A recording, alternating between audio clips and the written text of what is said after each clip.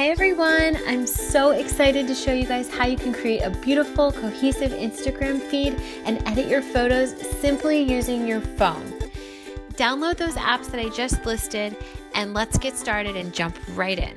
So the first app that I use is Lightroom. In Lightroom, I start off cropping the image and straightening any crooked lines. Then I move into Light, and under Light, this is where I increase the exposure, the contrast, and the whites for the image. Under Light, we have Curve. I like to create a nice subtle S shape. This just gives the image more of a pop. Next, we'll move into Color, and in Color, this is where the temperature and the saturation for all the different colors of the photo are. Skin tone can tend to look orange sometimes, so I like to decrease the saturation for orange and increase the luminance just a pinch, and then I also decrease the saturation quite a bit for yellow tones, removing the yellow from the image.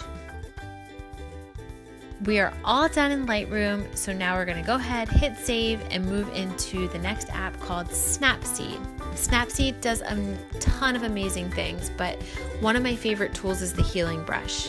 This will allow you to take your finger and brush over objects that you want removed from the image, such as the pack and play here. My other favorite tool is the Selective Tool. A lot of you ask about shadows, and this is a perfect tool to use to get rid of those shadows. It allows you to increase the brightness of certain parts of an image. Snapseed recently came out with the tool called the Expand tool, and it's so awesome, especially against a white wall, because it just gives you that big, giant white background. When you use the Expand tool, sometimes you'll notice the difference between the expanded portion and the image, so I like to use the healing brush to go in there and blend the two together. Sometimes I'll use the Selective tool again just to make sure that my whites are really crisp and bright and everything is even. Now the next few steps are just extra, but I really think they're useful. The next app is Facetune. This is such a great app for smoothing out skin tone. Sometimes when we take photos on our phone, our skin can tend to get a little bit pixelated. It also has a tool that's called Details, which I love, and I love bringing out the details in the dress, eyelashes, just different things like that.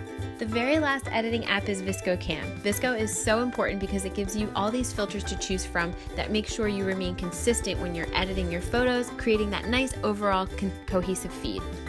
I also use Vsco to sharpen the image and tweak other minor things. We are all done editing the photo, and now the very last step is moving it into an app called Snug. Snug is a planning app that allows you to preview your photo and what it's going to look like in your Instagram feed before actually posting. It also allows you to move the images around and decide what looks best. Well, that's a wrap, guys. Thank you so much for following along. I hope you found this useful. I plan to do a ton more in-depth tutorials like this, so please make sure you subscribe and follow so that way you don't miss them.